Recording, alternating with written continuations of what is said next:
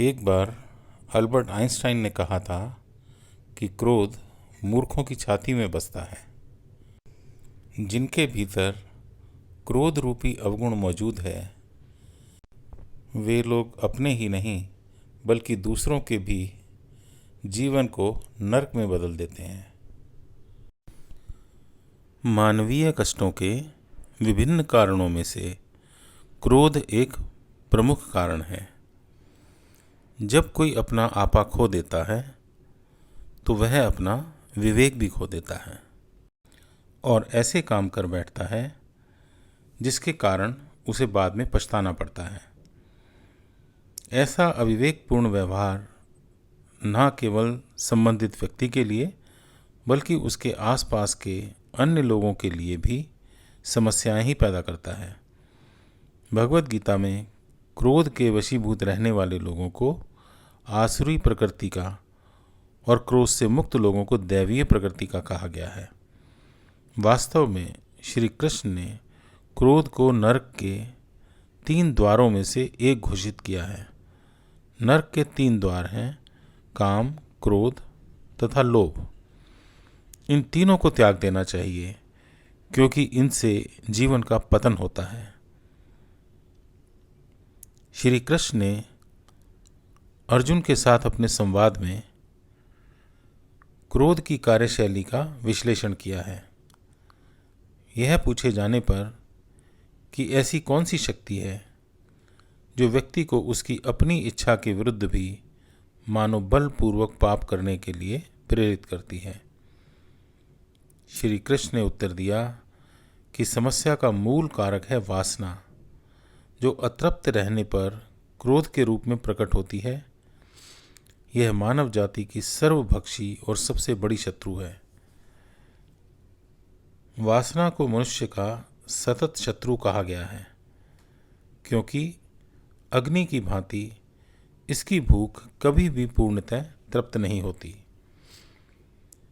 गीता में क्रोध के बारे में कहा गया है कि जब कोई व्यक्ति किसी वस्तु के संपर्क में आता है तो उसके लिए उसके मन में एक लगाव विकसित हो जाता है। वह उस वस्तु को पसंद या नापसंद करने लगता है। ऐसी पसंद या नापसंद से ही उस व्यक्ति को पाने या उससे छुटकारा पाने की इच्छा उत्पन्न होती है। इच्छा की पूर्ति ना होने से क्रोध की उत्पत्ति होती है।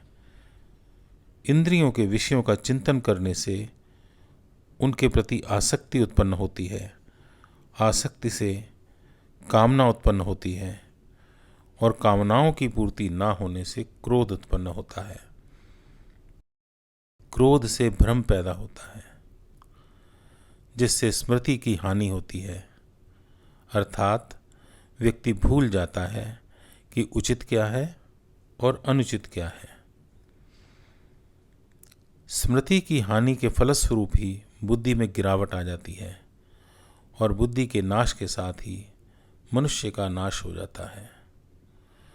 तो जो बात क्रोध से शुरू होती है या वासना से शुरू होती है, लगाव से शुरू होती है, वह बुद्धि के नाश पर या मनुष्य के नाश पर खत्म होती है। तो क्रोध जीते जी नरक में रहने का एक कारण है।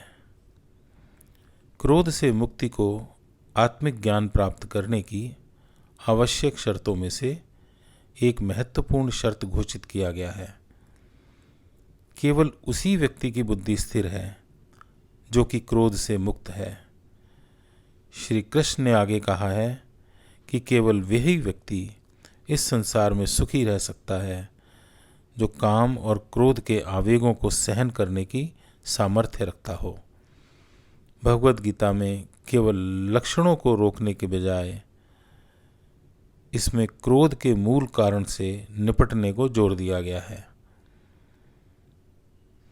जब इंद्रियां भौतिक दुनिया से संबंधित विभिन्न विषयों जैसे अलग अलग लोग, धन या सत्ता की प्रतिष्ठा इत्यादि इसके संपर्क में आती हैं तो मनुष्य में उनको प्राप्त करने की आकांक्षा प्रकट होती है।